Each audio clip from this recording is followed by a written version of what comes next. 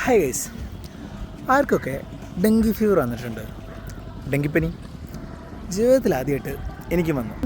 ഒരു സ്പെസിഫിക് പേരിലൊരു പനി എനിക്ക് ആദ്യമായിട്ടാണ് ലൈഫിൽ വരുന്നത്. അതായത് ഇപ്പം കൊറോണ, ഡെങ്കി, മലേറിയ അങ്ങനെയൊക്കെ പറയുമല്ലോ. സാധാരണ ഈ നമ്മൾ ഡോളോ കഴിച്ച് തീർക്കാവുന്നൊരു പനിയല്ലാതെ എനിക്കിതുവരെ ഒരു സ്പെഷ്യൽ കൈൻഡ് ഓഫ് പേരുള്ള പനി ഇതുവരെ വന്നിട്ടില്ല. അതുകൊണ്ട് 2-3 ദിവസമൊക്കെ ഡോളോ കുറിച്ച് അഡ്ജസ്റ്റ് ചെയ്തു. പക്ഷേ 4-ാമത്തെ ദിവസമായിട്ട് പനി മാറുന്നില്ല. അങ്ങനെയാണ് ഹോസ്പിറ്റലിൽ പോകുന്നത്.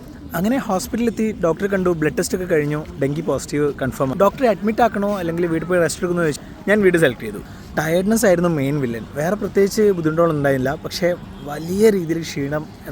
നടന്ന് ബെഡ്റൂമിൽ നിന്ന് അടുത്ത റൂമിലേക്ക് പോകുമ്പോഴത്തേക്ക് ടയേർഡായി പോവുക. സ്റ്റെപ്പ് കയറാനൊക്കെ ചിന്തിക്കാനേ ഏറ്റവും വലിയ കൺസേൺ എന്താണെന്ന് വെച്ചാൽ എൻ്റെ ജനറൽ നോളജിൻ്റെ ലെവൽ എത്രത്തോളം ഉണ്ടെന്ന് എനിക്ക് പനി അറിഞ്ഞ് വന്ന ആൾക്കാരും വിളിച്ച ആൾക്കാരും മെസ്സേജ് അയച്ച ആൾക്കാർക്കും എല്ലാവർക്കും അറിയേണ്ടത് പ്ലേറ്റ്ലെറ്റ്സ് കൗണ്ട് കുറഞ്ഞോ ഇല്ലയോ എത്രത്തോളം ആയി എന്നുള്ളതായിരുന്നു. ഡെങ്കി വന്നാലുണ്ടാകുന്ന മെയിൻ എഫക്റ്റാണ് അത്ര പ്ലേറ്റ്ലെറ്റ്സ് കുറയുന്നത്. ഞാനിതിപ്പോഴല്ലേ അറിയുന്നു. പക്ഷേ ബ്ലഡ് ടെസ്റ്റ് റിസൾട്ട് വന്നപ്പം ഞാനും സർപ്രൈസ്ഡായി, ഡോക്ടറും സർപ്രൈസ്ഡായി. പ്ലേറ്റ്ലെറ്റ്സ് മാത്രം കുറഞ്ഞില്ല.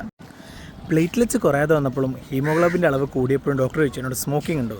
After lots and lots of ഇളനീര് വെള്ളം, കിവി, ഓറഞ്ച്, ഒരു മാസം ഇതേ അവസ്ഥയിലായിരുന്നു. വർക്കൗട്ടിൻ്റെ കാര്യം ചോദിച്ചപ്പോൾ വാക്കിംഗ് പോലും പോകാൻ പാടില്ലെന്ന് ഡോക്ടർ പറഞ്ഞു. പെട്ടെന്ന് ടയർഡാവുന്നതിനെ കൊണ്ടുള്ള പ്രശ്നമാണ്. എൻ്റെ ബെസ്റ്റ് ഫ്രണ്ടിൻ്റെ എൻഗേജ്മെൻറ്റ് ഫംഗ്ഷൻ്റെ അന്നാണ് എനിക്ക് അറ്റൻഡ് ചെയ്യാൻ കഴിഞ്ഞത്. അതിന് മുന്നേ ഉള്ള എല്ലാ ഡേയ്സും ആ ഒരു മൊമെൻറ്റ്സും കാര്യങ്ങളൊക്കെ എനിക്ക് മിസ്സായി.